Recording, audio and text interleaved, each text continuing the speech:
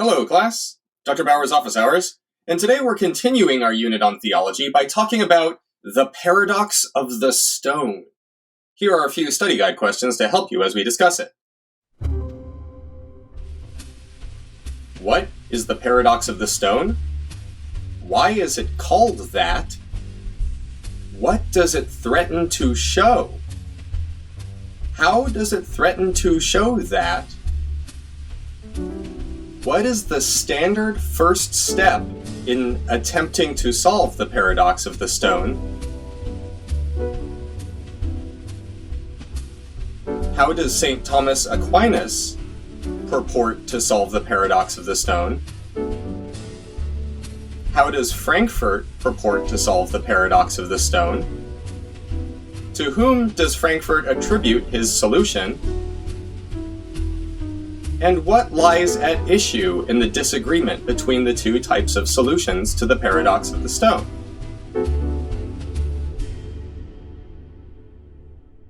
As usual, the answers to these study guide questions will be given in the lecture as we proceed, and you might want to pause the video occasionally to write down what we're covering. Let's begin. The paradox of the stone is a question about whether an omnipotent being can limit itself. It's called the paradox of the stone because the most famous and standard presentation of the paradox involves lifting a stone. The question is this: can an omnipotent being create a stone that is so heavy that even they, the omnipotent being, cannot lift it? That's the question. But it doesn't have to be raised with a stone. You might ask, can an omnipotent being build a wall so high that even they cannot scale it? Can an omnipotent being create a jigsaw puzzle so intricate that even they cannot solve it? Can an omnipotent being create a race course so difficult that even they cannot complete it? And you can probably think of other examples too. Could Jesus microwave a burrito so hot that he himself could not eat it? Well, sir, of course he could, but then again, wow, as melon scratchers go, that's a honeydoodle. Because it's standardly raised with the example of a stone, it's called the paradox of the stone. But the question is this: can an omnipotent being limit itself? What the paradox of the stone threatens to show is that omnipotence is logically impossible, that no matter what, complete omnipotence does not make any sense. The very idea of omnipotence is impossible. It cannot be true of anything, no matter what, that it is completely and unqualifiedly all-powerful. The usual way it proceeds is this way. Either the omnipotent being can set the limit, or they can't. If they cannot set the limit, then there is something the omnipotent being cannot do: set the limit to themselves. If, however, they can set a limit for themselves, a genuine, real limit to their own power, then again there is something the omnipotent being cannot do, namely surpass that limit they created. Either way, the being in question is not totally omnipotent.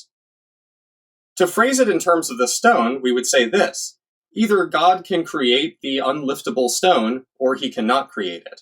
If God cannot create the unliftable stone, then there is something God cannot do, namely create the unliftable stone.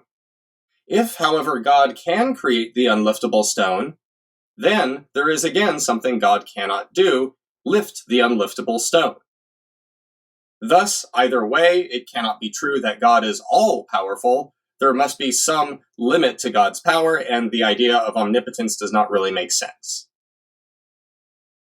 That's the way that the paradox usually proceeds. It attempts to show that nothing could be omnipotent, because, per absurdum, if something were, there would be a paradox that arose concerning the question of limiting its own power.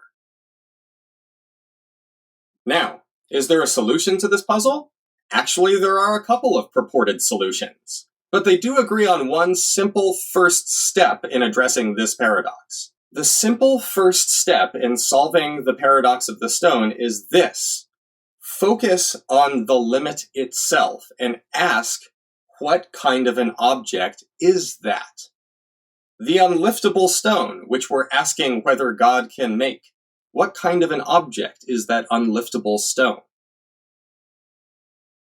If we're phrasing the paradox in terms of a mountain that is so high that even God cannot climb it, then focus on that mountain. What kind of an object is that? Once we focus on that object, we then note that that object appears to be impossible. It seems to be an object which can only be completely described incoherently.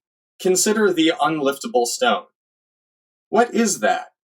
It is a stone which cannot be lifted even by a being that is omnipotent. But omnipotence, by definition, includes the ability to lift anything.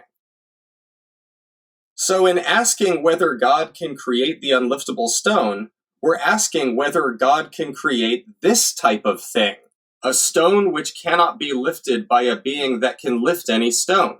Well, that's incoherent. Likewise with the mountain. When we ask whether God can create a mountain that is so high that even God cannot climb it, we're asking whether God can create this type of thing. A mountain that is so high that it cannot be climbed even by a being that can climb everything. Here comes Slipknot, the man who can climb anything. And in general, we're asking whether an omnipotent being can create this, a limit to the unlimited. Well, that's a contradiction. That's an incoherent sort of object. That's like a round square, or a solid gas, or a four-sided triangle. There cannot be such a thing by definition. It's incoherent, it's contradictory.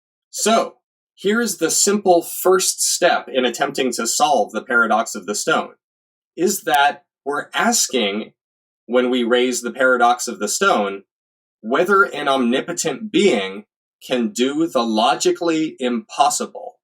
Again, the simple first step in solving the paradox of the stone is to focus on the limit in question and note that because it is an incoherent sort of thing, we're asking really whether an omnipotent being can accomplish the logically impossible. Could God make contradictions true? Could God create a round square? That sort of a question. And there are two ways to go. Terry Frankfurt attributes one of the purported solutions to St. Thomas Aquinas, and another to René Descartes. Both the purported solutions agree that the limit in question, the unliftable stone, is a logically impossible object. The limit to the unlimited is like a round square. So in asking whether God could make that, we're asking whether God can do the logically impossible. St. Thomas Aquinas, influenced by Aristotle, argued that a contradiction is incoherent. A contradiction, in a sense, is nonsense. And it is no limit to God's power that he cannot accomplish that which is nonsense. When we claim that God is omnipotent, according to St. Thomas Aquinas, we're claiming that God can do anything that you can coherently describe. Anything that is logically possible is doable by God. Anything. We don't mean that God can do what is incoherent. We don't mean that God can do goo goo gaga. It is no limit on God's power, in other words, that he could not make 2 + 2 = 5, or make a four-sided triangle or a round square. The very idea of a round square is nonsense by definition. Making one is not some sort of task that everyone fails at. It's not even a task. So according to Aquinas, the way to solve the paradox of the stone is this. First, note that the unliftable stone is a logically impossible object. Then, point out that it is no significant limit on God's power. It is no limit on God's power that he cannot accomplish the logically impossible. But what's the other solution? Suppose you thought that God can do what's logically impossible. Suppose you thought God could make a four-sided triangle, that God could somehow make a round square, or that God could somehow bring it about that 2 + 2 really did equal 5. Perhaps you're motivated to think this because you believe nothing can be above God's power, not even logic. That's as good a motivation as any when you're doing theology, so fair enough. In that case, if God could accomplish the logically impossible, then God could create that unliftable stone. It would be like creating a round square. If God can do that, then God can create the stone that God cannot lift. But, and here's the cool part, if God could make one contradictory thing come about, there's no reason why God could not make two contradictory things come about. So from the fact that God can create the stone that he cannot lift, does it follow that there's something that God cannot do, namely lift the stone? No. For God can lift the stone that he cannot lift. Let's run by that again.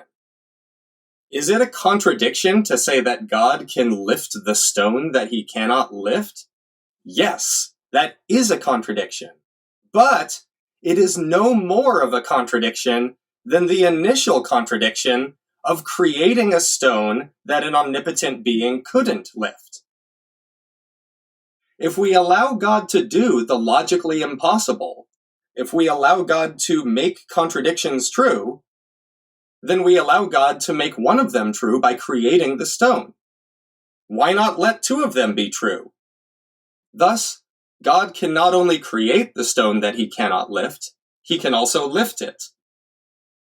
That's the solution Harry Frankfurt provides in his paper The Logic of Omnipotence, and he attributes it to Descartes. So we've got these two competing solutions for the paradox of the stone. On one hand, there's the idea that the divine is limited by what is coherent. And to be fair, if you see things this way, you're not going to describe it as a limitation or a constraint. Perhaps it would be better to say the divine is always coherent. On the other hand, there's the perspective which says nothing, not even that which is incoherent nonsense, is impossible for the divine. Everything is possible, even things that make no sense whatsoever. What role does contradiction and coherence play in our reasoning about the divine? Can the divine admit of contradictions? If divine power is logically coherent and necessarily so, is that austere or is that limited? Well, I'll let you decide. Thank you very much for watching. Goodbye.